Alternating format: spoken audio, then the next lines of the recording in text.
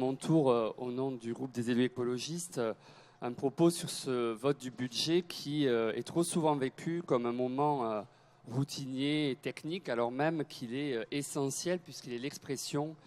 d'un projet, d'une volonté politique, et ça a été dit avec des montants conséquents. Nous voulions relever qu'à l'échelle du budget global, comprenant également les budgets annexes, l'eau potable et l'assainissement sont des sujets conséquents. Ils représentent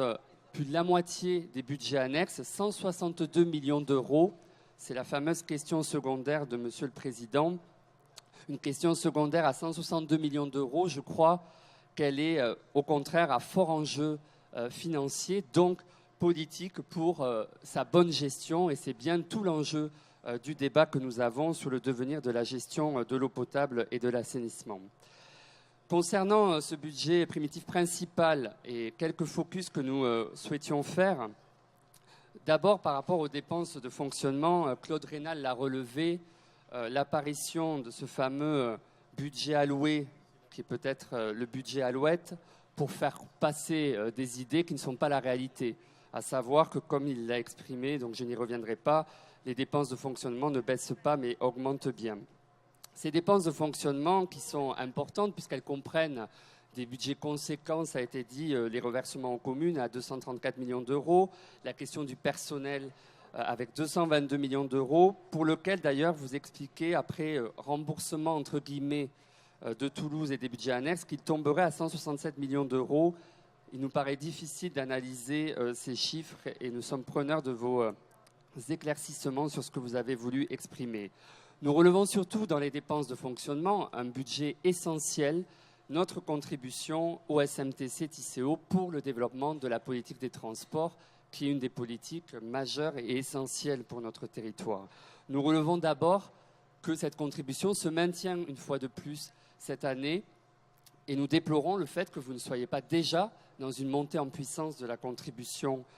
malgré les besoins que nous voyons sur le territoire, qui ne se limitent pas à la provision pour la possible et hypothétique future troisième ligne de métro, mais bien aussi déjà sur des besoins quotidiens autour de l'amélioration de l'offre de services, notamment de bus. Et donc, on s'étonne que vous expliquiez dans votre rapport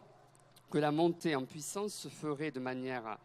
importante à partir de 2019. C'est ce que vous dites.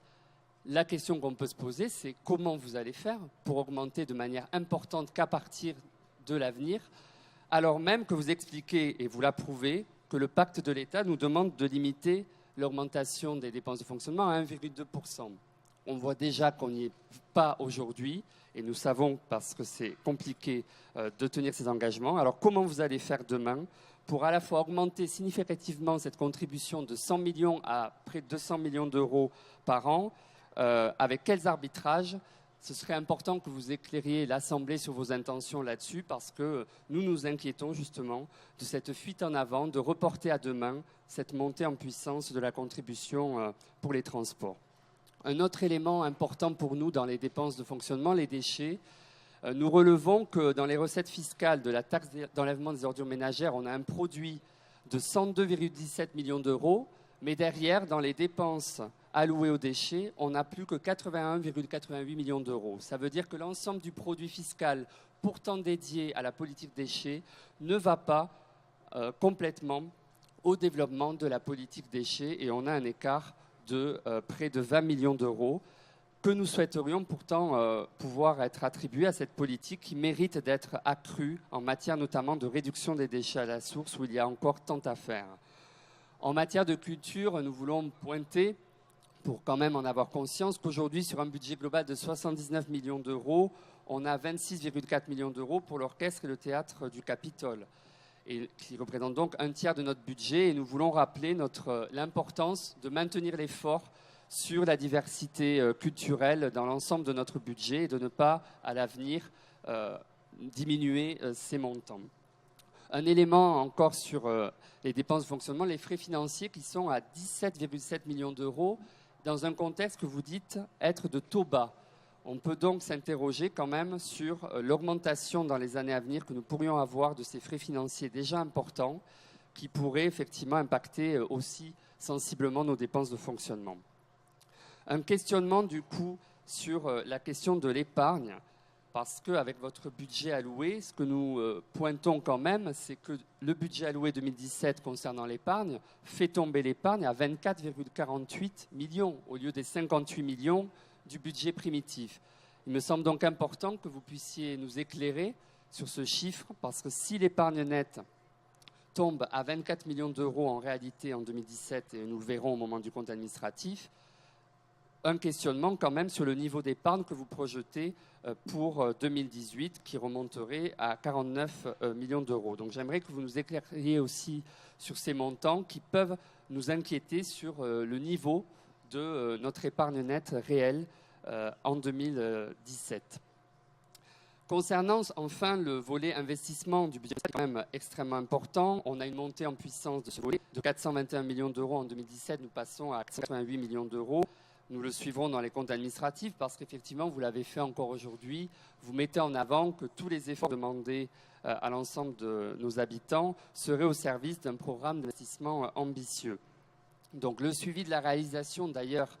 compte administratif 2016 et la programmation de la réalisation du BP 2017 et 2018 de ces différentes lignes de la PPI auraient mérité d'être joints à la présentation de ce volet investissement du BP 2018, comme vous l'avez fait sur Toulouse, parce que ça nous aurait permis de mieux voir et de mieux comprendre justement les débats que nous avons eus déjà au moment du débat d'orientation budgétaire, à savoir la trajectoire de cette programmation pluriannuelle des investissements, qui est en question quand même aujourd'hui, puisque nous sommes passés de 1,4 milliard à 1,8 milliard d'euros, je le rappelle, sans que nous soit encore présenté d'ailleurs votre méthode de travail, comme vous l'aviez évoqué au moment du DOB, à savoir comment on va re-questionner le développement de cette PPI et comment on va arriver à faire probablement des choix, parce que nous ne croyons pas que nous serons en mesure de supporter cette augmentation de 1,4 à 1,8 milliard d'euros. Quelques focus là aussi sur des éléments importants de notre point de vue de ces dépenses d'équipement. Sur la mobilité, on voit que dans le budget de 157 millions d'euros, on a bien les remplaces qui sont intégrés à plus de 8 millions d'euros. Donc ces fameux 8,7 millions d'euros sont donc un projet de la ville de Toulouse qui est imposé aujourd'hui dans notre budget métropolitain, sans qu'il ait fait l'objet d'un débat, à ma connaissance, ne serait-ce qu'avec les différents maires. Un élément aussi important sur la compétence économie, où en matière d'investissement, on relève quand même la moitié du budget investissement consacré à Montaudran. Il sera quand même important d'avoir une vision à l'échelle de l'ensemble du territoire pour s'assurer que le développement économique se fait bien de manière harmonieuse sur l'ensemble de notre territoire. Et enfin, surtout, la question des grands projets, vous savez, qui nous tient à cœur puisque nous en questionnons un certain nombre. 149 millions d'euros, ça représente quand même un tiers du budget primitif 2018 concernant les investissements, dont 123 millions du parc des expositions. Il serait heureux d'ailleurs de savoir quelles sont les augmentations éventuelles de ce projet, puisqu'on avait cru comprendre au moment du débat d'orientation budgétaire que cette enveloppe passait de 300 millions à 492 millions d'euros, dont peut-être une bonne partie est liée à ce projet qui aurait augmenté de manière exponentielle. Là aussi, relever que concernant les budgets eau et assainissement, ils auraient mérité d'être intégrés dans leurs PPI respectives dans la présentation, compte tenu des enjeux, là aussi qualitatifs, sur le devenir notamment des réseaux et financiers, puisqu'on a un budget quand même d'investissement en matière d'assainissement qui passe de 15,5 millions d'euros à 25,7 millions d'euros en 2018, donc une augmentation de 65%. Quelle est la programmation pluriannuelle des investissements de ces différents investissements, qui comprend notamment une unité de méthanisation à hauteur de 26 millions d'euros? Ça aurait mérité, là aussi, d'avoir ces éléments de compréhension. Et en matière d'eau, c'est aussi 12 millions d'euros d'investissement que nous aurons encore cette année. Donc là encore, pour pointer l'importance de ces budgets et donc du débat de gestion à l'avenir de ces compétences. Dans la même logique de vision consolidée, nous redisons encore, et nous le disons à chaque fois, la nécessité d'avoir une consolidation des comptes de fonctionnement et d'investissement de Toulouse Métropole et de Tisséo, voire de Toulouse, tant ces budgets sont imbriqués. C'est très important de notre point de vue d'avoir cette vision consolidée pour pouvoir avoir des débats beaucoup plus en phase avec la réalité que nous connaissons. Sur le volet investissement,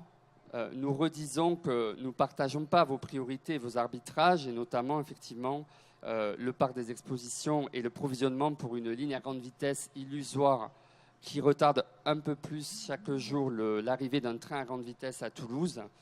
Et ces 300 millions d'euros que nous pointons comme largement sous-estimés pour faire croire à une trajectoire soutenable, qui sont aujourd'hui annoncés à 492 millions d'euros, et peut-être vous pourrez le préciser, pour, comme je viens de le pointer, en partie pour des lunes productivistes qui nous paraissent pas du tout en phase avec les priorités. Et c'est là où nos priorités, vous le savez, n'auraient pas été là-dessus. D'abord, en matière de transport, je l'ai évoqué, pour nous, l'effort financier devrait d'ores et déjà être augmenté afin de développer dès aujourd'hui des réponses pour aujourd'hui en matière de transport en commun et de mode doux. L'urgence sociale avec le grand projet de ville, les logements, y compris la question de la réhabilitation énergétique qui est très absente des priorités aujourd'hui affichées, et sur la question de la diversification économique sur laquelle aujourd'hui rien n'est engagé. C'est pourquoi vous ne serez pas étonnés que pour nous, ce budget qui appellerait pourtant, en ces temps mouvementés, à proposer des choix plus justes, qui préparent notre agglomération aux défis de notre temps, mais aussi qui assure aujourd'hui les besoins quotidiens de notre territoire, nous pensons que ce n'est pas le sens que vous donnez à ce budget, et c'est pourquoi nous ne le voterons pas.